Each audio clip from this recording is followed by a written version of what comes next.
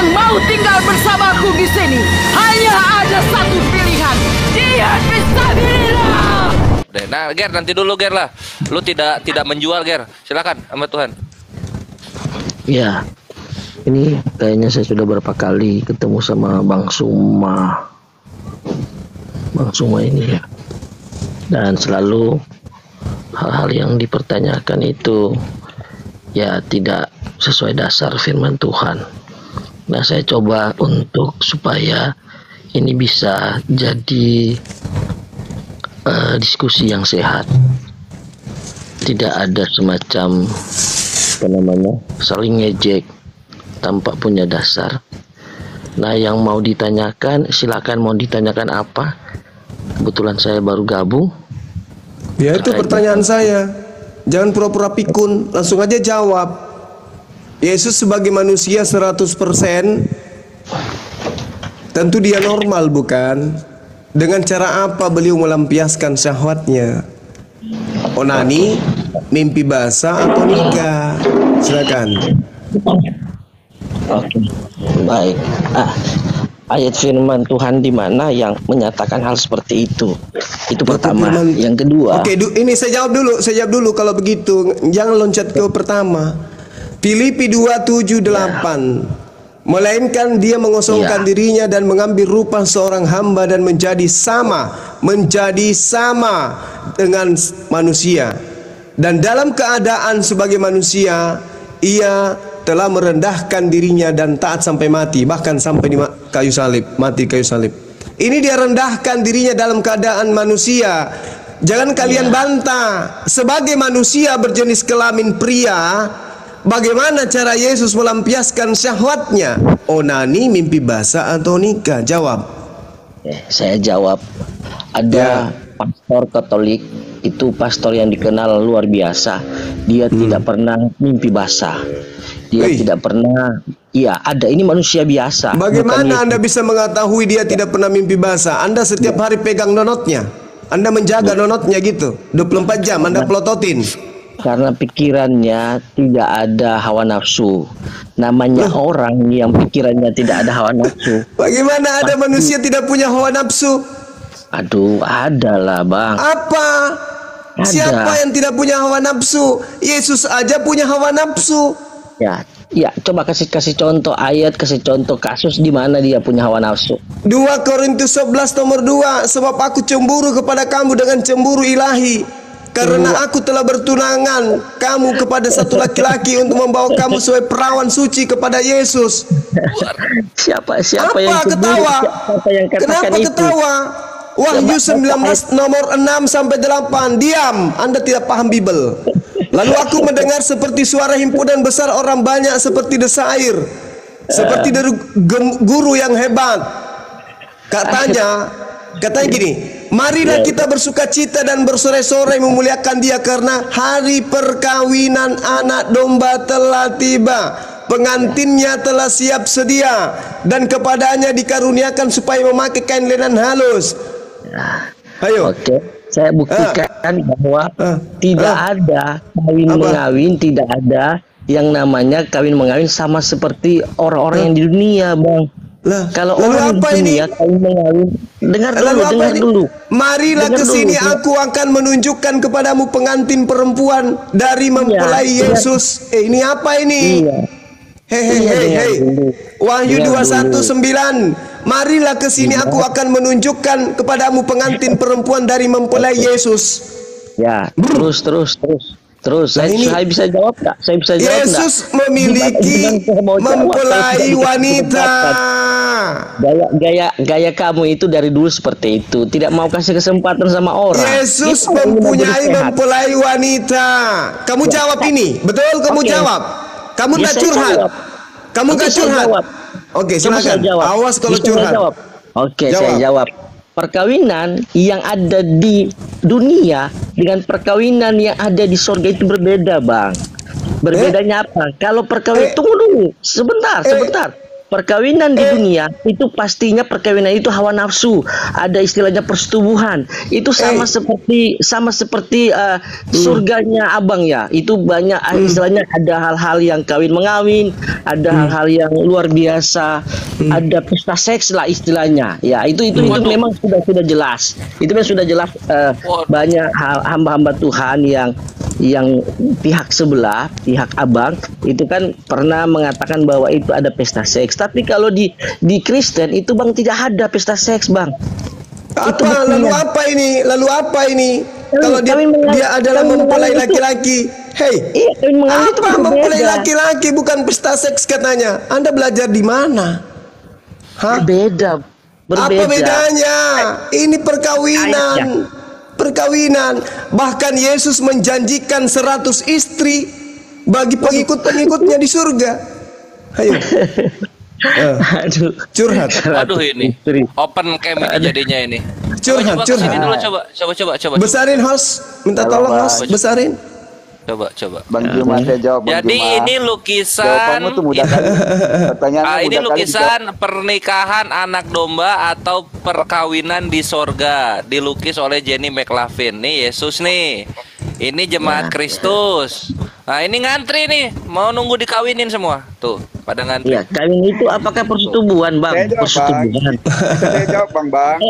Saya lucu. Kalau mau dibilang bukan persetubuhan ya pernikahan dong. Nah, ini lihat lagi di sini. Ini The Wedding of the Lamb ya, grup Bible Study nih, bukan grup Al-Qur'an Study. Perhatikan di sini.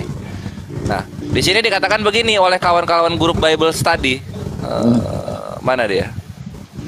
Tunggu ya. Ini.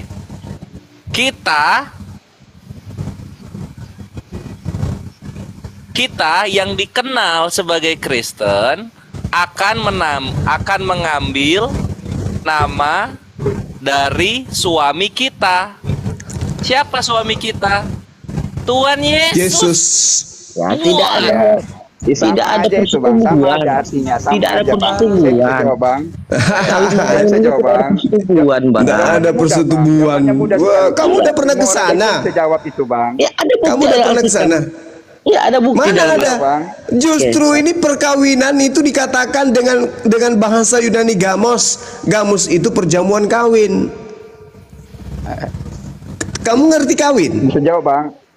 Iya benar kawin, Bang. Tapi apa tuh? Kawin di sorga kita dengan kawin di sorga Islam beda.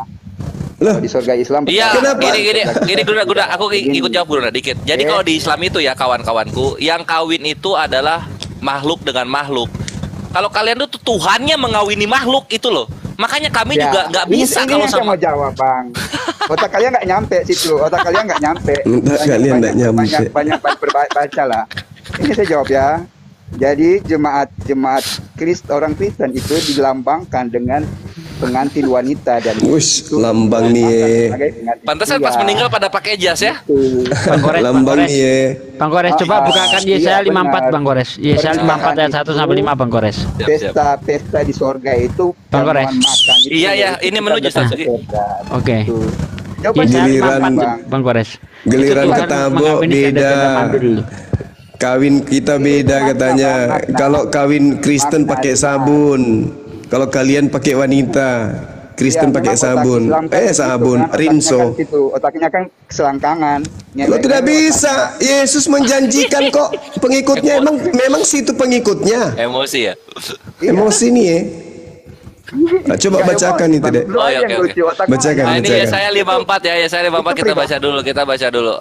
Bre, ini sebelum gue bacain, gue kasih tahu dulu. Tuhan lu kalau kasih perumpamaan, kalau enggak zina kawin, cuma 2 itu otaknya. Kita lanjut ya. Yesaya 54 nomor 1. Bersorak-sorailah hai si mandul yang tidak pernah melahirkan. Bergembiralah dengan sorak-sorai dan memekiklah hai engkau yang tidak pernah menderita sakit bersalin. Sebab yang ditinggalkan suaminya akan mempunyai lebih banyak anak daripada yang bersuami. Firman Tuhan. Ayat 55-nya. 54 aja. Yang 5 langsung. 54. Iya ini 54. Oh iya. Yang 5 langsung. Iya. Oke. Sebab ini kawan-kawan, sebab yang menjadi Minta suamimu hikmat dulu baru baca Alkitab, Bang. ialah Minta dia hikmat yang dari menjadikan Tuhan. engkau Minta hikmat Tuhan dari Yesus. semesta alam. Yang menjadi penebusmu Kalian ialah yang orang Maha Islam Kudus, nggak akan Allah paham. Israel. Nggak- Ia disebut nggak akan Allah ngerti. seluruh Kalian bumi. nggak dikasih hikmat. Tuh, ini Tuhan Kalian itu nggak suka yang dikasih mandul. hikmat. Nanti mandul tuh jadi melahirkan dia. Kalian harus percaya Yesus dulu baru kalian dikasih hikmat. Saya percaya Yesus daripada kamu, dibanding kamu saya lebih percaya Yesus daripada kamu. Luar biasa. Haleluya, puji Tuhan. Kalau kamu Nenek Lukiper, kamu belum sadar ya kalau kau itu tidak percaya Yesus. katanya percaya kok nenek lu. Iya, saya percaya. Apa yang dikatakan sekarang gini, menurut Yesus, apakah dia itu utusan Tuhan atau Tuhan itu sendiri? Jawab. Dia Tuhan dan dia juga utusan Tuhan. Di mana dia mengatakan dirinya adalah Tuhan yang mengutus Tuhan? Di mana dia mengatakan bahwa dialah yang mengutus dirinya? Di mana? Loh, kamu yang ngomong tadi. Loh, kamu yang mengatakan dia utusan Tuhan dan dia juga utusan, dia adalah Tuhan. Mana pengakuan Yesus? Kan saya tanya samamu, mana pengakuan Yesus? Menurut Yesus, dia itu Tuhan atau utusan Tuhan? Ya. Dia itu Tuhan. Mana pengakuan Yesusnya? Nanti kamu bilang itu logos lagi. Kalau saya bilang baca di yang Yesus bilang akulah guru dan Tuhan. Lah bukan Tuhan di situ, kurios memang kok. Saya sudah pernah jawab Alkitab ini, kitab ini. Kamu aja yang memperbodoh diri, kamu aja yang memperbodoh diri. Itu Lord. Kamu aja yang memperbodoh diri. Bukan ini. Kamu memperbodoh diri karena kau bukan pengikutnya. Kau itu pentuhan, kau itu korban Romawi Yunani. Yesus itu hanya untuk Bani Israel, bukan untuk Romawi Yunani, bukan untuk Belanda. Pertanyaan lu tuh balik-balik. Bang Suma. Sudah dijawab semua. Halo, Bang balik Suma. lagi. Sampai kapan sih pertanyaanmu yang seperti Pertanyaan saya dari tadi Anda tidak jawab kok. Yesus manusia 100%. Dalilnya ada. Filipi 2 nomor 7 nomor 8. Dia datang dalam keadaan seperti manusia. Pertanyaannya, sebagai manusia, dia melampiaskan nafsunya dengan cara apa? Onani, mimpi basah, atau nikah? Jangan turunkan ya, saya jawab jangan turunkan ya. Tadi saya jawab, saya diturunkan. Apa jawabanmu? Saya perbandingkan dengan saya, Bang. Saya umur 14 tahun, saya sudah berdiri kemaluan saya. Saya nggak onani, saya nggak ada pikiran nafsu, saya nggak ada sedikit pun untuk merasakan untuk berhubungan seks. Sampai saya menikah umur 21 tahun. Oke, kamu tidak pernah mimpi basah? Pernah. Nah itu, bagaimana dengan Yesus yang 100% manusia? Saya nggak pernah lihat. Tapi kalau kamu tanya saya pernah mimpi basah, saya pernah. Ya, Yesus bagaimana? Dia 100% manusia. Ini. Dalam keadaan sebagai manusia, berarti Yesusmu kalau dia tidak onani, berarti dia mimpi basah. Kalau dia tidak mimpi basah dan tidak onani, berarti dia menikah. Sebelum dia balik, sebelum dia mimpi basah, berarti dia menikah duluan. Pernikahan dini dong. Pilihanmu tidak ada yang benar, cuma kok tidak ada yang benar? Kutanya samamu, Yesus itu berapa persen manusia? Udahlah, sudah tahu loh maksudmu. Lo mau paksa Yesus itu harus seperti Muhammad? Nggak usah lah. Nabi Muhammad Sallallahu Alaihi Wasallam itu menikah. Saya tidak bilang Yesus menikah loh. Saya bilang sebagai manusia 100%. Filipi 2 nomor 7 nomor 8. Yesus itu melampiaskan syahwatnya dengan cara apa? 501 kah? Mimpi basah kah? Atau menikah? Ada solusi loh. Menikah kenapa berat kali? Yesus nggak punya hawa nafsu. Dari mana Anda tahu Yesus tidak punya hawa nafsu? Sementara dia kalau lapar cari makan. Loh, makan kok samakan dengan nafsu seks? Sekarang begini, dengarkan. Kalau manusia itu makan, apakah sebagian daripada saripati makanan itu menjadi sperma atau tidak? Jawab. Jangan samakan otak Muhammad dengan otak orang pengikut Yesus. Kenapa jadinya kepada Nabi Muhammad? Ini kita sedang mengkaji kemanusiaan Yesus. Kenapa kau benci kali? Kenapa? Katanya kau ajaran kasih. Kenapa larinya kepada baginda? Yang kita tanya, apakah Yesus yang 100% manusia itu 501 mimpi basah atau dia menikah? Jawabannya adalah bahwa Yesus tidak punya hawa nafsu.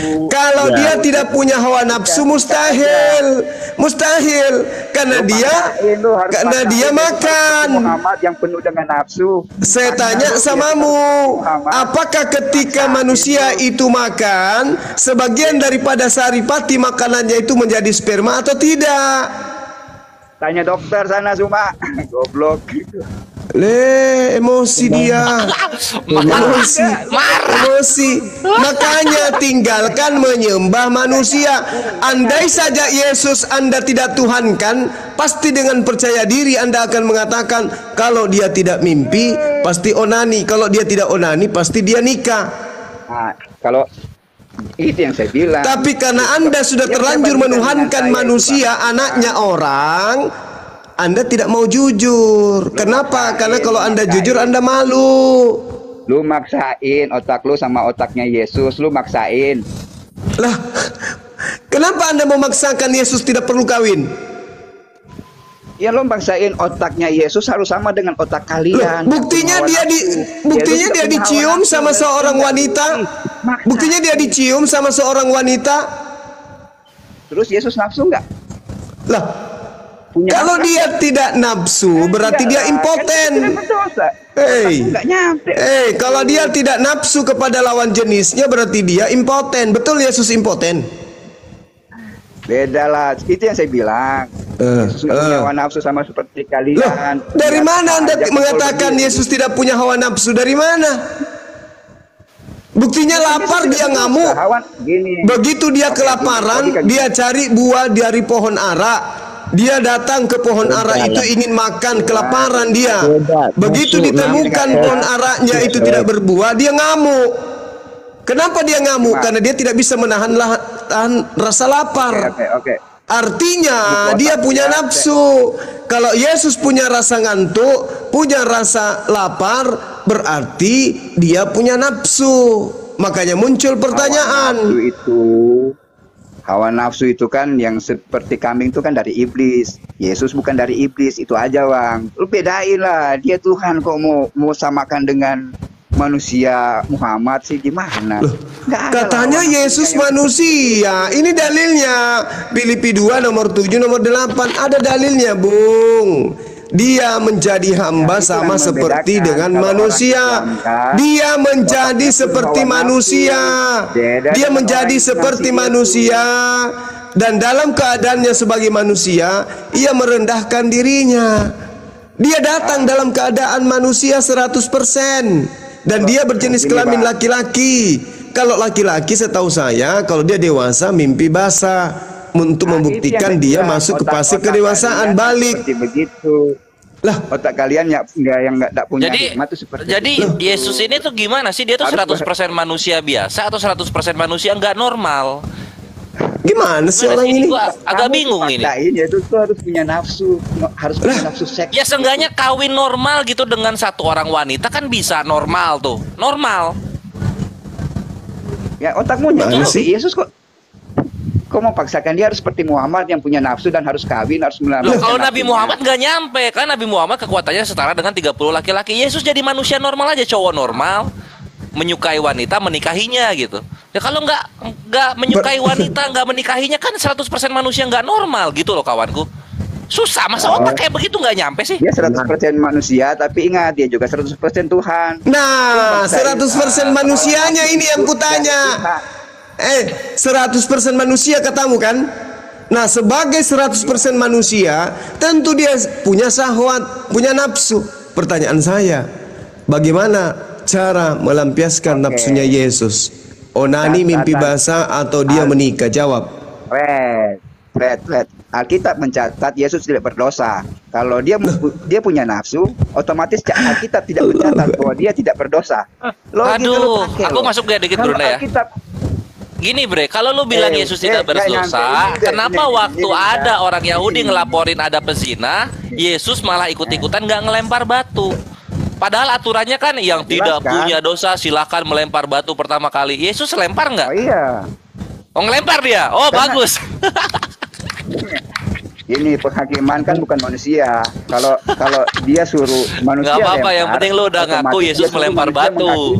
Nggak apa-apa. Itu milik Tuhan, bukan milik manusia. Lah yang itu Yesus hakimi pelacur itu harusnya Tuhan, bukan manusia. Iya. Yesus kan ngomong. Yang tidak berdosa, barang siapa yang lempar. tidak mempunyai dosa, silakan melemparkan batu pertama kali. Yesus kata lu ngelempar kan? Nah nggak punya dosa dia. Sip. Saudara, ini kita berdiskusi. Tidak ada unsur kebencian di sini. Tadi di awalnya saudara kamu Kristen datang membawa narasi tentang hadits Bukhari 260. Kita balik nanya kepada dia. Di dalam 2 Yohanes 1 nomor 7 nomor 8, dengarkan saya. Sebab banyak penyesat telah muncul pergi ke seluruh dunia. Siapa mereka? Yaitu yang tidak mengaku Yesus datang sebagai manusia. Barang siapa yang tidak mengaku Yesus datang sebagai manusia, maka dialah si penyesat, dialah Dajjal antikristus itu. Sekarang pertanyaan saya, Al-Quran yang menyangkal dia disalib. Anda tunggu, tidak ada hubungannya. Kita tidak tanya bahas itu. Kita tidak bahas itu sekarang. Anda imani tidak Yesus datang sebagai manusia? Jawab dulu. Anda imani tidak Yesus datang sebagai manusia? Oh iya. Dia sebagai anak Allah. Dia mengaku dia anak Allah. Sebagai manusia atau anak Allah ini nih. Penyesat itu dengarkan. Penyesat itu adalah mereka yang tidak menerima Yesus datang sebagai manusia. Itulah penyesat dan antikristus. Sekarang kita mau uji apakah Anda antikristus? Yesus Anda imani datang sebagai manusia atau bukan? Yesus Anda imani sebagai manusia atau bukan? Menjadi seperti manusia, bukan. Saya ulang. Tidak ada dikatakan menjadi seperti di sini. Dikatakan telah datang sebagai manusia. Pertanyaan saya, apakah Anda mengimani Yesus datang sebagai manusia? Ya, di Alkitab nulis begitu. Oke. Masalahnya di mana, Bang? Nah, harus dia manusia. Kalau tidak, maka Anda adalah antikristus. Cuma, kalau dia datang sebagai Allah, semua orang bertobat. Dia datang sebagai manusia supaya orang baik. Berarti dia sudah Anda akui sebagai manusia. Sebagai manusia, dia melampiaskan syahwatnya dengan cara 501, mimpi basah, atau dia nikah. Jawab. Nggak ada semua yang kamu bilang itu nggak ada. Loh, kalau tidak ada berarti dia datang bukan sebagai manusia. Ayo, lu mau samakan dia dengan manusia berdosa? Dia manusia suci. Dia nggak berdosa. Siapa bilang? Ini dia datang sebagai manusia, Bung. Ini datang sebagai manusia. Nih, datamu di dalam kitabmu. Yang mana ini? Sederhana jawabannya. Yesus manusia Tuhan, manusia biasa seperti kita, manusia suci dia. Manusia suci gimana? Manusia suci kok gitu? Iya, dia tidak berdosa. Itu aja, Bang. Nah, dosanya Yesus apa coba? Oh, bagus. Pertanyaan yang sangat menarik. Anda diam. Anda bertanya, dosa Yesus apa coba? Udah diam ya. Tahu lu mau pisang tadi yang kambing, nyelek kambing gitu apa? Keledai. Bukan. Dengar. Tuhan mengatakan di dalam Ulangan 26:27, barang siapa yang tidak melakukan hukum Taurat dengan perbuatan maka terkutuklah dia. Yesus sendiri mengakui di dalam Matius 5 nomor 19, barang siapa yang meniadakan hukum Taurat meskipun yang paling terkecil dan mengajarkan kepada orang lain, maka dia akan menempati tempat terendah di dalam api neraka. Sekarang pertanyaan saya, siapa yang mati terkutuk di atas tiang salib membatalkan hukum Tuhan? Siapa? Bang, jangan kau samakan dengan Muhammad yang diracun, Bang. Loh, kenapa larinya ke Nabi Muhammad? Ini Anda mengatakan bahwa Yesus itu manusia suci kan? Kalau dia manusia suci, kenapa dia mati terkutuk? Halo Bang Suma. Yang mati terkutuk. Galatia 3 nomor 13, Yesus mati terkutuk di atas tiang salib. Kalau dia manusia suci, kenapa dia mati terkutuk? Bang Suma. Hanya satu pertanyaan yang bisa menjawab itu, Bang. Alasan jadi salib apa, Bang? Allahu Akbar. Allahu Akbar. Alasan kenapa dia terkutuk? Allahu Akbar. Alasannya dia terkutuk karena dia membatalkan semua hukum Tuhan. Ingat di dalam Ulangan yang tadi saya katakan, barang siapa yang tidak melakukan hukum Taurat dengan perbuatan maka terkutuklah dia. Yesus sendiri mengatakan itu. Yohanes 7 nomor 49. Apa dikatakan di sana? Orang banyak ini yang tidak mengenal hukum Taurat, terkutuklah dia. Yesus mati terkutuk. Apakah dia manusia suci? Itu kalian mengklaim dia itu disalib itu mati terkutuk. Bukan klaim itu, kitabmu sendiri yang mengatakan itu. Galatia 3 nomor 13, Yesus mati dengan cara terkutuk di atas tiang salib. Pertanyaannya, apakah dia berdosa, Bang? Dosa karena dia membatalkan hukum Taurat. Wow. Begini, saya jawab satu persatu, Bang, ya. Dari silakan. Terkutuk. Ya, dia harus terkutuk untuk menggantikan kutukan kita. Lah, ini dia nih. Ternyata kalian, gara-gara kalian Yesus itu mati terkutuk. Waduh, parah ini Kristen. Enak kali kau membuat Yesus mati terkutuk hanya dosa kalian. Enak kali. Sementara di dalam kitabnya orang Yahudi, orang diupah berdasarkan perbuatan masing-masing. Kenapa kalian menjadikan Yesus sebagai tumbal? Kenapa? Pertanyaanmu ini sudah berkali-kali dan saya sudah pernah. Iya, ini lucu, ini lucu. Yesus itu datang, dengarkan. Yesus itu datang bukan untuk meniadakan hukum Taurat, tapi untuk menggenapi, melengkapi. Galatia 3 nomor 13, Kristus telah menebus kita dari kutuk hukum Taurat dengan cara menjadi kutuk karena kita. Sebab ada tertulis, terkutuklah orang yang digantung pada kayu salib. Kok bisa? Kok bisa ini? Kok bisa? Ini Yesus ini. Halo. Dengarkan, sebagai manusia 100% yang mati terkutuk, kemana perginya? Surga atau neraka? Berdoa aja dulu, Bang. Bagaimana bisa surga? Gimana bisa surga ini? Di mana Yesus bisa masuk surga? Di mana? Yesus mengatakan di dalam Matius 5, dengarkan. Yesus mengatakan di dalam Matius 5 nomor 19, barang siapa yang meniadakan hukum Taurat dan mengajarkan kepada orang lain, maka dia akan menempati tempat terhina di kerajaan surga alias neraka. Yesus dikatakan terkutuklah orang yang digantung pada kayu salib. Di dalam Efesus 2 nomor 15, Matius 2 nomor 15, dengan matinya Yesus di atas tiang salib, Yesus telah membatalkan hukum Taurat beserta semua ketetapan yang ada di dalamnya. Orang yang membatalkan hukum Taurat itu, orang yang membatalkan hukum Taurat, menurut Tuhan kemana perginya? Neraka atau surga?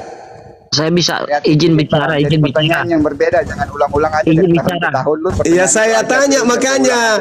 Orang yang membatalkan hukum Taurat, menurut Yesus, dia ke surga atau ke neraka? Izin bicara, bisa nggak? Dia ke surga menyediakan tempat bagi umat. Ye, mimpi lu. Dia nggak ke neraka. Mimpi. Sebelum dia ke surga menyiapkan tempat buat Mimpi. Pertanyaan saya, menurut Yesus, orang yang meniadakan hukum Taurat dan mengajarkan kepada orang lain itu tempatnya surga atau neraka? Izin bicara, izin bicara. Jawab. Alas jawab bang. Kreatif lah lo bang. Cari pertanyaan yang berbeda lah. Kalau Jangan dari gitu tahun ke tahun. kasih tahu lah dulu pertanyaan sama kamu kawan. Tahu Jawab. nggak sejarah Kristen mula-mula? Ini tahu. Agama Kristen itu adalah pengikut Paulus di Antioquia. Orang-orang yang tidak bersunat, kumpulan pemakan babi dan penyembah dewa-dewa. Itulah Kristen mula-mula, pengikut Paulus. Sejarahnya ada nggak? Kisah Para Rasul 11. Kisah Para Rasul 11, Anda baca satu perikop. Pertama-tama yang disebut Kristen itu adalah pemakan babi dan manusia-manusia tidak bersunat yang hidup di Antioquia. Pengikutnya Paulus. Masih mau aku datang besok? Sekarang pertanyaan tuh, kalian tahu nggak? Bang Suma, saya jawab, boleh saya jawab? Boleh, silakan. Tadi Bang Suma bilang ayat siapa yang mengajarkan siapa yang mengajarkan dia akan dapat apa itu tadi? Tempat terendah di dalam kerajaan langit. Apa tempat terendah itu? Neraka. Tempat terendah dalam kerajaan Allah. Waduh. Berarti itu neraka ya? Itu asumsi. Tempat terendah dalam kerajaan Allah. Berarti dalam kerajaan Allah itu Bang Suma tahu enggak, dalam kerajaan Allah itu ada tingkatan. Ada istilahnya itu yang ketujuh. Nah, itu disebut neraka di situ. Di kerajaan Allah itu ada tingkatan, Bang Suma katakan itu mana neraka. dalilnya? Mana dalilnya ada tingkatan? Di kerajaan Tuhan itu ada tingkatan. Mana dalilnya? Nggak ada, kerajaan Allah itu nggak tingkatan. Ngaur aja kalian nih. Kau yang ngawur.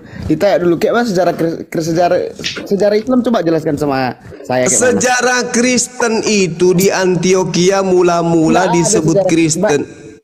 Lah haula wala quwwata. Di mana?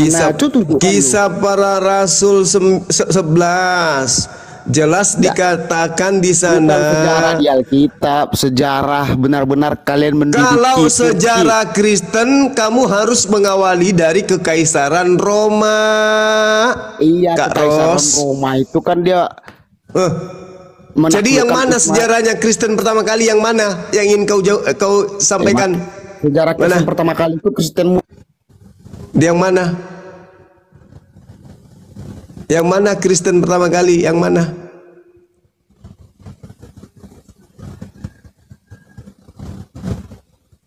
Kristen pertama kali Kristen itu di mana? Halo.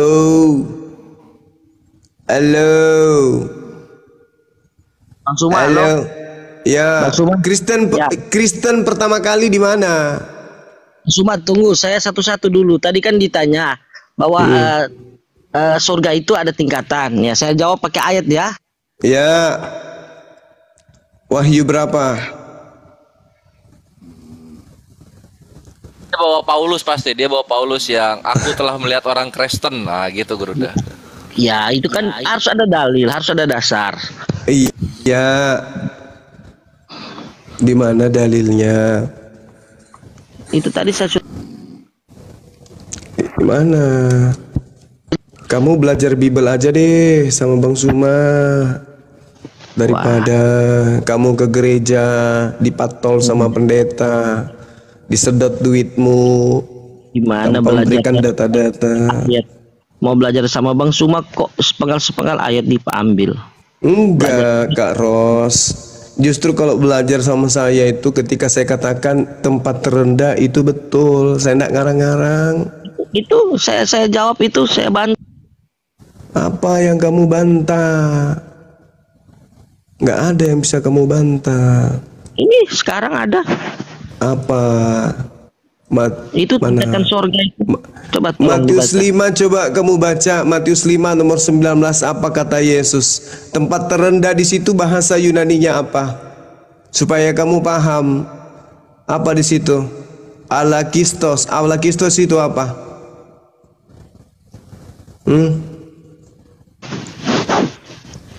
paling hina. Jadi tempat paling hina di mana? Tempat paling hina di mana? Elakistos bahasa Yunaninya, bukan terendah tetapi paling hina. Di mana itu tempat paling hina?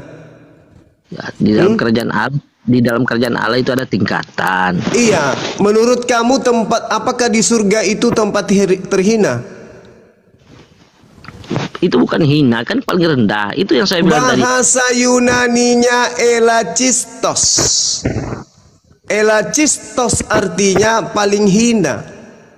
Berarti paling rendah di situ, terjemahan yang salah. Harusnya paling hina. Paling hina itu neraka. Itu gimana? Terjemahannya terendah.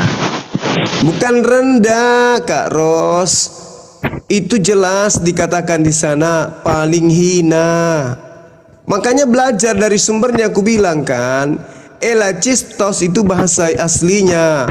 Elachistos itu artinya paling hina. Dia akan menduduki tempat yang paling hina di dalam kerajaan langit. Bukan dikatakan kerajaan surga, karena surga itu paradiso. Sementara di sini adalah Uranos. Uranos itu langit, beda dengan surga. Jadi kamu dipatol, dibuat olol-olol sama Bibelmu sendiri. Terjemahan yang sesungguhnya, dia akan menduduki tempat terhina di dalam kerajaan langit. Neraka itu di langit. Neraka itu adalah kerajaan Tuhan, tetapi kerajaan yang paling hina. Nah, orang yang meniadakan hukum Taurat, meskipun yang paling terkecil kata Yesus, dan mengajarkan kepada orang lain kata Yesus, akan menempati tempat terhina di dalam kerajaan langit. Sementara Paulus mengatakan di dalam Efesus 2 nomor 15, Yesus membatalkan hukum Taurat beserta semua perintah yang ada di dalamnya. Kalau begitu Yesus menempati tempat apa di kerajaan langit? Tempat tertinggi apa tempat terhina? Ya, itu coba kita kasih ayat Alkitab, kasih ayat bahwa tadi kan Bang Suma bilang bahwa Yesus itu berdosa karena membatalkan. Ya yes, kan? Betul. Membatalkan. Nah, sekarang kita kaji hukum Taurat itu kan bukan 1-2 hukum di dalamnya. Kan terus? Tidak ada dibatalkan semua. Yang dibatalkan itu yang pertama terkait dengan penghapusan dosa, terkait Saudaraku, dengan domba sembelihan. Saudaraku yang ganteng, Efesus 2 nomor 5 di situ dikatakan semua perintah, segala perintah. Original teksnya mengatakan entole. Semua perintah yang ada di dalamnya. Baca coba Efesus 2 nomor 15. Baca tuh.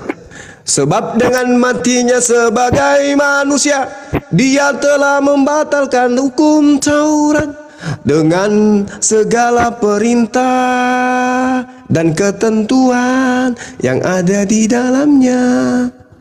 Apa tuh? Semuanya dibatalkan. Bukan 10, bukan 20, bukan 30. Segala perintah. Jangan engkau ini, jangan engkau ini, jangan ada ilah lain, jangan engkau mencuri, jangan engkau berzina, jangan. Semua dibatalkan dengan matinya Yesus. Semua dibatalin.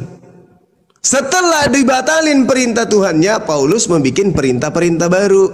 Makanya Yesus mengatakan, iblislah yang menjadi bapakmu. Dibatalkan dulu tuh dengan menjajakan Yesus. Setelah dibatalkan, bikin lagi Paulus surat-surat, 14 surat yang dia bikin. Itu untuk aturan-aturan baru yang dia bikin oleh Paulus itu sendiri. Nah, sekarang perintah Tuhan atau perintah Paulus yang Anda ikuti? Perintah Paulus. Gitu loh Bang, belajar itu begitu. Jadi kalau Anda mengatakan Yesus itu manusia suci, menurut fitnahan Paulus, Yesus itu tempatnya paling hina nanti di kerajaan langit. Apa itu? Neraka. Karena dia telah membatalkan hukum Tuhan. Dan memang itu betul.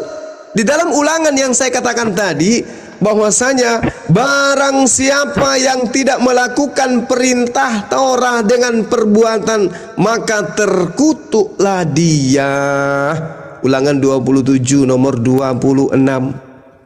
Yesus lagi mengatakan di dalam Lukas 16:17, barang siapa yang meniada lebih mudah langit dan bumi lenyap daripada setiti hukum Taurat itu batal. Terkutuklah orang yang tidak menepati perkataan hukum Taurat ini dengan perbuatan, dan seluruh bangsa itu haruslah berkata amin. Yesus meniadakan hukum Taurat, maka dia terkutuk. Kemana perginya manusia terkutuk? Ke neraka.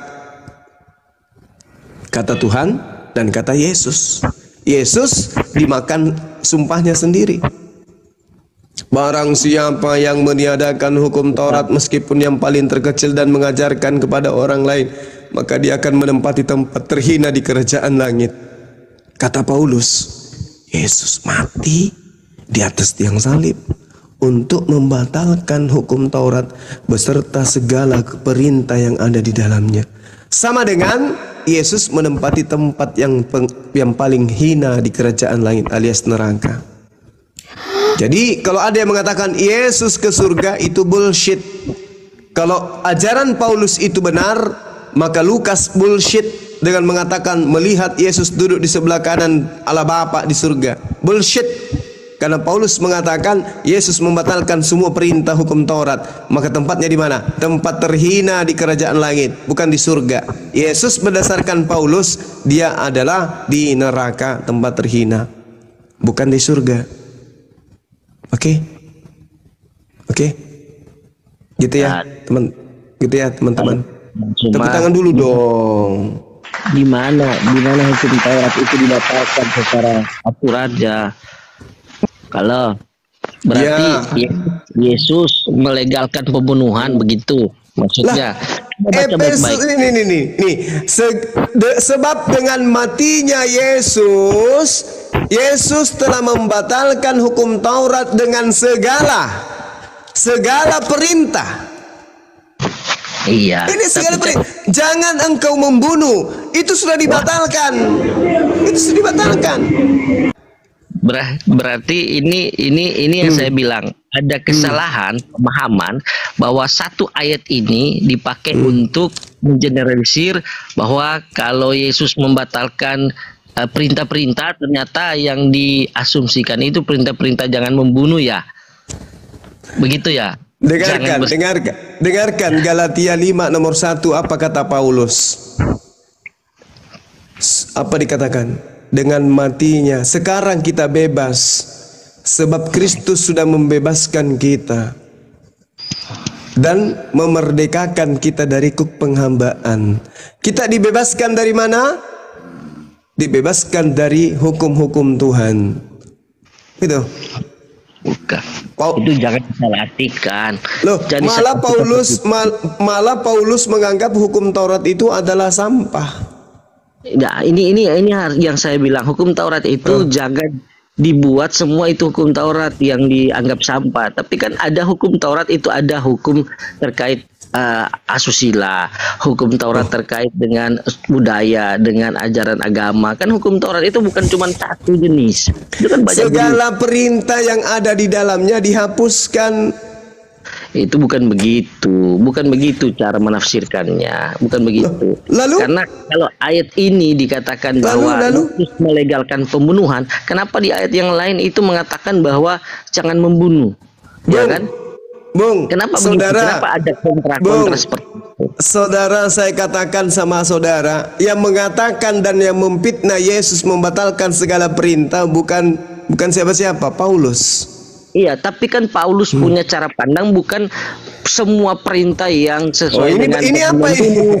Bukan itu original teksnya kan tadi sudah kubacakan. Di situ dikatakan segala perintah. Segala perintah terkait hukum apa? Kalau hukum Taurat kan itu bukan cuma satu jenis hukum Taurat. Nah, ini perkataan Paulus. Itu Yesus telah membatalkan hukum Taurat dengan asusila, dengan kehidupan sosial. Ada begitu banyak hukum Taurat, ada berapa ratus hukum Taurat. Segalanya sudah dibatalkan. Itu bukan berarti 10 hukum Taurat, jangan membunuh, jangan berzina, itu sudah ditiadakan. Dia telah membatalkan hukum Taurat dengan segala perintah dan ketentuannya. Ini perkataan di dalam kitab saudara. Bukan itu cara menerjemahkannya. Sekarang mari kita uji. Mari kita uji, Bung, mari kita uji. Yesus menurut saudara itu Tuhan atau utusan Tuhan tok? Ya, Yesus itu Allah yang menjadi Allah yang adalah firman menjadi manusia di dalam Yesus. Itu penjelasan. Berarti dia adalah ilah. Ya, dia wujud Allah, kepenuhan kealahan ada di dalam diri Yesus. Berarti dia adalah ilah kan? Iya. Mari kita buktikan bahwa Anda sudah mengaminkan ajaran Paulus ini. Keluaran 20, Tuhannya Yesus mengatakan, jangan ada ilah lain di hadapanku. Tadi Anda mengatakan Yesus itu adalah ilah. Betul atau betul? Ya, ilah ini kan Allah. Ilah ini kan Allah. Pada saat kemudian Tuhan mengajarkan Nabi Musa, jangan ada ilah lain di hadapanku, Musa tidak membuat ilah-ilah lain. Ya. Yahudi tidak membuat ilah-ilah lain. Orang Roma membuat ilah baru bernama Yesus. Anda tadi mengatakan Yesus itu adalah ilah, sementara Tuhannya Yesus mengatakan jangan ada ilah lain di hadapanku. Artinya jangan kau menganggap Yesus itu sebagai ilah. Anda sudah menganggap, Anda membatalkan hukum Taurat angka pertama yang mengatakan jangan ada ilah lain. Ternyata Anda membuat ilah lain. Anda membuat ilah lain dari rupa manusia anak Maria. Kalau Anda tahu siapa Yesus, pasti Anda paham. Ya itulah alasannya. Itulah alasannya Anda membuat ilah baru, karena Anda menganggap Yesus itu adalah Tuhan. Anda sudah melanggar. Anda sudah melanggar hukum ke-10 yang pertama. Jangan ada ilah lain di hadapanku. Justru Anda menggantikan ilahnya Bani Israel menjadi manusia Yesus. Dan Yesus itu Allah itu sendiri. Itulah yang dimaksud. Anda tidak akan pernah bisa satu tempat ibadah dengan Yahudi, karena Yahudi tidak pernah menggantikan ilah mereka dengan anak Maria. Iya, anak Maria menjadi ilah, menggantikan Zeus, itu hanya ada di Romawi Yunani, tidak diakui di Yahudi. Yesus itu ilahnya orang Roma, ilahnya orang Yunani, yang diajarkan sampai ke Belanda, Portugis ajarkan ke Indonesia. Bukan ilahnya Yahudi Yesus itu. Itu ilah baru buatan Roma, buatan Yunani melalui tangan Paulus. Pandangan kamu, tapi pandangan kami kan berbeda. Iya, itu pandangan Anda. Makanya sekarang saya tanya, apakah Bani Israel, dengarkan, apakah mereka praktisi Torah mengilahkan Yesus? Ya, itu urusan mereka. Nah, bukan masalah urusan mereka. Bukan masalah urusan mereka. Memang mereka tidak menggantikan ilah mereka dengan anak Maria. Anak Maria jadi ilah untuk menggantikan Zeus, dewa matahari, Horus, yang diaminkan oleh Romawi dan Yunani. Jadi Tuhan kalian Yesus itu bukan Tuhannya Bani Israel. Yesus itu Tuhan hanya untuk Romawi dan Yunani saja. Oke? Tidak ada di ayat Alkitab itu mengatakan seperti itu. Loh, Roma 14 nomor 9. Yesus, ini pengakuan Paulus kepada orang-orang Roma. Di dalam Roma 14 nomor 9 di kitab saudara jelas dikatakan Yesus, karena untuk itulah Yesus mati dan bangkit supaya dia menjadi Tuhan. Coba, Tuhan untuk siapa? Untuk Romawi Yunani. Ini tidak laku ini. Ini tidak laku ini suratnya Paulus untuk Romawi, nggak laku. Nggak laku. Untuk seorang siapa? Untuk siapa? Ini surat untuk orang Roma. Namanya juga kitab Roma. Untuk orang Roma. Ini kitabnya Paulus tidak ditulis untuk orang Yahudi. Makanya dalam 1 Galatia 1 nomor 16-17, aku diutus kepada non-Yahudi. Berarti Paulus melantik Yesus menjadi Tuhan untuk non-Yahudi, termasuk Anda. Yesus semua orang, bukan untuk Yahudi. Ya itu untuk Anda. Makanya saya tanya, orang-orang Yahudi percaya enggak kalau Hasem Tuhan mereka itu menjelma menjadi manusia? Percaya tidak? Kalau orang Yahudi sampai sekarang ada yang percaya, ada yang Siapa orang percaya dari Yahudi siapa? Orang yang tinggal Yahudi yang tinggal di Amerika. Yahudi yang tinggal di Jepang, di Cina. Mesianik ada. Mesianik itu siapa? Mesianik orang Yahudi. Mesianik itu. Ya, orang Yahudi yang Mesianik baru kemarin sore dibuat itu sekte, bukan orang Yahudi di situ. Allahu Akbar. Masya Allah. Masya Allah. La haula wala quwata illa billah. Jadi sekali lagi saudara-saudara, ya saya katakan kepada saudara, Yesus itu Tuhan untuk Bani Romawi dan Yunani, sampai ke Kekaisaran Belanda, ke Kerajaan Belanda, masuk ke Indonesia, begitu juga Portugis, masuk ke Nusantara, mengajarkan tentang Katolik dan Kristen. Oke ya. Jadi ketuhanan Yesus, kerasulan Paulus itu tidak diajarkan oleh Bani Israel. Ajaran Kristen dan Katolik itu diajarkan oleh Roma dan Yunani.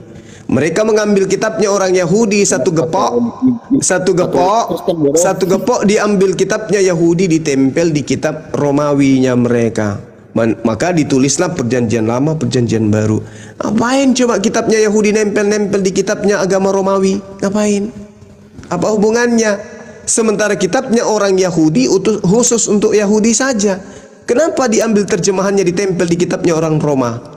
Untuk apa? Untuk dipakai nipu-nipu, agar dianggap bahwa Perjanjian Baru itu firman Tuhan karena didukung oleh kitabnya Yahudi. Ditertawakan. Buktinya ada enggak tertawa? Sampai hari ini orang Yahudi tidak mengakui Kristen. Gimana tuh? Orang Yahudi sejarah kalian aja tidak jelas. Yahudi yang punya hak, dia yang punya kitab. Coba dulu jelaskan sejarah kenapa Sunni Syiah bisa itu aliran banyak. Cobalah dulu.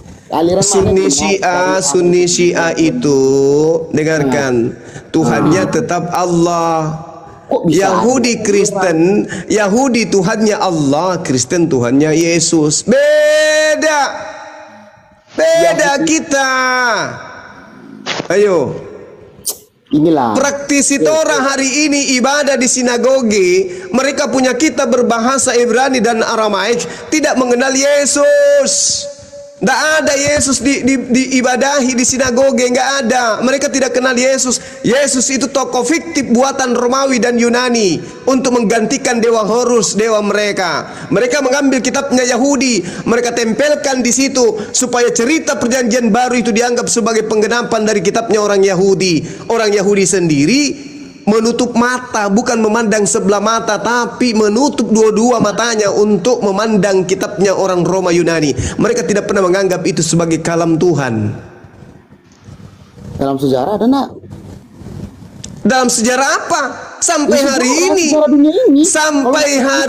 ini Yahudi tidak pernah mengakui Yesus sebagai Tuhan. Sampai hari ini. Kita tidak bicara Yahudi itu nanti dulu. Sekarang kita bicara Kristen. Lah, Kristen ini pertama kali di Antioquia. Pengikut Paulus, bukan pengikut Yesus. Siapa bilang pengikut Paulus? Sekarang saya tanya sama saudara, Kristen itu tanya, bagaimana kalian menguasai gereja yang di Turki? Itu bukan apa hubungannya? Apa hubungannya? Tidak ada hubungannya dengan Kristen. Dengarkan. Ajaran agama Islam itu adalah ajaran para nabi. Ajaran menyembah kepada Allah itu adalah ajaran para nabi. Nabi-nabi kami sudah mengajarkan Islam. Abraham, Bang Suma, Ishak, Yakub, Musa, Daud, Salomo, Yesus, semua mengajarkan Islam. Kamu bilang semua orang Yahudi percaya Yesus. Murid-murid Yesus itu orang Yahudi. Murid-murid Yesus memang betul. Murid-murid Yesus itu bukan Kristen. Yang sampai ke Antioquia menjadi Kristen itu Paulus. Murid-murid Yesus itu habis dibasmi oleh Paulus. Setelah Paulus membasmi murid Yesus, Paulus mendirikan sebuah sekte bernama Kristen. Baca Kisah Para Rasul 24 nomor 5. Paulus disebut sebagai tokoh dari Nasrani. Iya kan, orang Yahudi kan percaya Yesus, bukan semua orang Yahudi yang tidak percaya. Orang Yahudi sepercaya-percayanya kepada Yesus, mereka hanya percaya Yesus itu Mesias, manusia yang diurapi, bukan Tuhan. Pak Petrus dan itu orang Yahudi, mereka percaya bahwa Yesus itu Tuhan. Petrus diutus hanya kepada orang Yahudi. Petrus yang Anda maksud itu Santo Petrus yang ada di Roma itu bukan murid Yesus. Di dalam pengakuan Paulus Galatia 2 nomor 8, Paulus sendiri yang memproklamirkan bahwa Petrus diutus kepada orang Yahudi dan aku diutus kepada non-Yahudi. Berarti Kristen ini adalah pengikut siapa? Pengikut Petrus atau pengikut Paulus? Pengikut Paulus.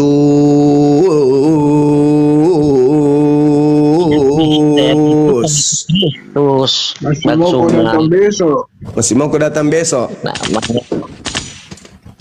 Namanya Kristen, pengikut Kristus. Betul, betul. Layaknya slanker. Orang-orang yang ngefans kepada slang, tapi apakah mereka dikenal oleh kakak? Oleh orang-orang yang menjadi personil daripada slang? Kenal enggak mereka? Tidak, mereka aja yang ngaku-ngaku. Sama seperti yang ada di dalam kota Antioquia. Pertama kali disebut Kristen mereka itu adalah pengikut Paulus, bukan pengikut Yesus.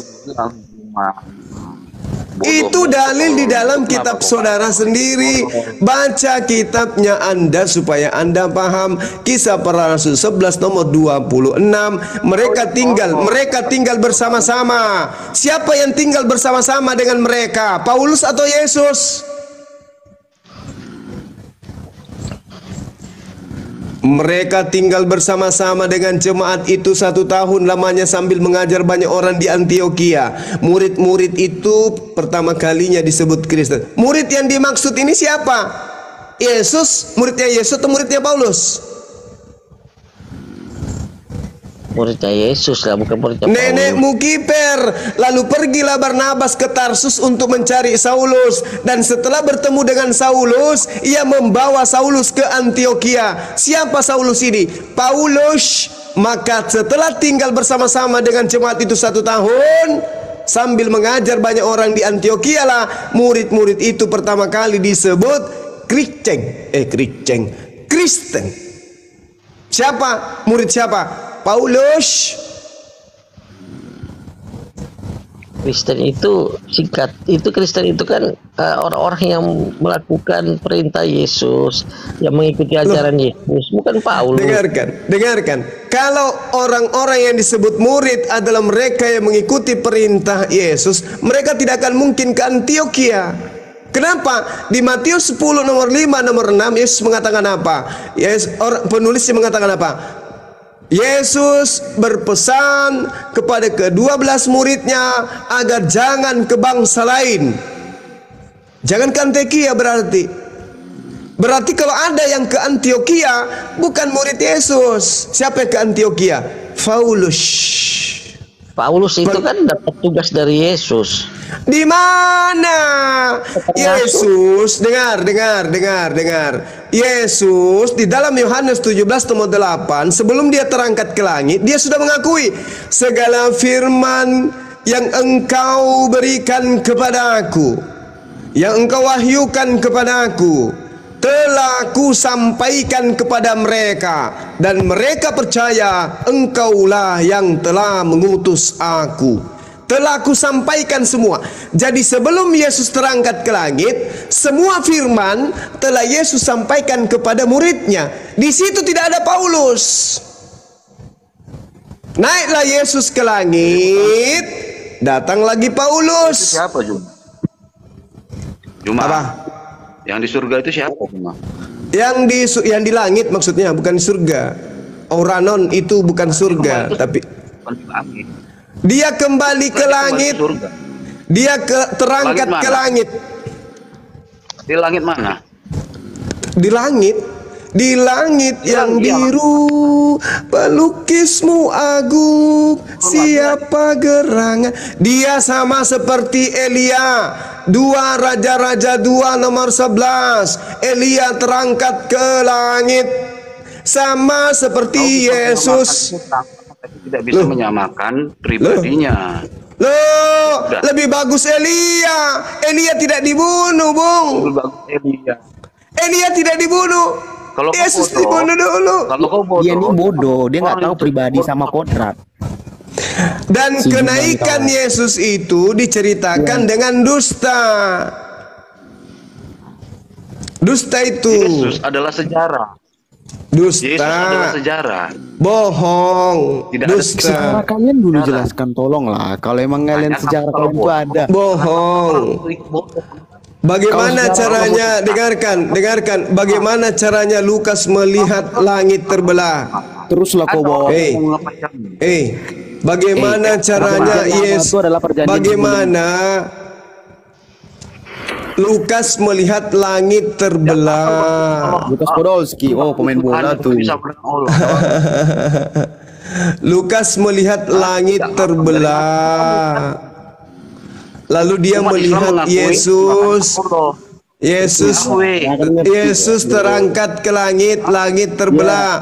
Yesus duduk di sebelah kanan Tuhan. Sekarang saya tanya sama saudara. Gimana? Penipu. Semua orang yang mendengar ini, mulut kau tuh penipu, tahu enggak? Saya berdasarkan data. Kalau Anda menuduh saya penipu, hati-hati bro. Kalau Anda katakan sebagai penipu, kalau Anda mengatakan saya penipu, berarti data-data yang saya baca itu adalah data-data penipu, kan gitu Bang. Saya kan membaca data Bang.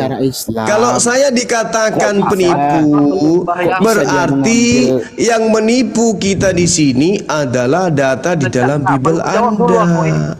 Kan begitu. Kau jawab dulu aku, sejak kapan Islam menyembah Yahweh? Islam tidak pernah menyembah Yahweh. Yahweh itu dewa Mesir kuno. Menjadi Yesus. Di mana Bani Israel menyembah Yahweh? Yahweh itu adalah dewa banci milik Mesir kuno. Gimana sih teman-teman kita ini menyembah dewanya orang Mesir kuno? Pietro, coba lah diam dulu. Iya, saya kan menjawab. Kami umat Islam tidak pernah menyembah Yahweh, sebab Yahweh itu adalah dewa banci milik Mesir kuno. Parah ini orang. Pelan-pelan kita terusi dari sejarahnya gitu. Sekarang saya balik nanya, sejak kapan para nabi menyembah anak Maria?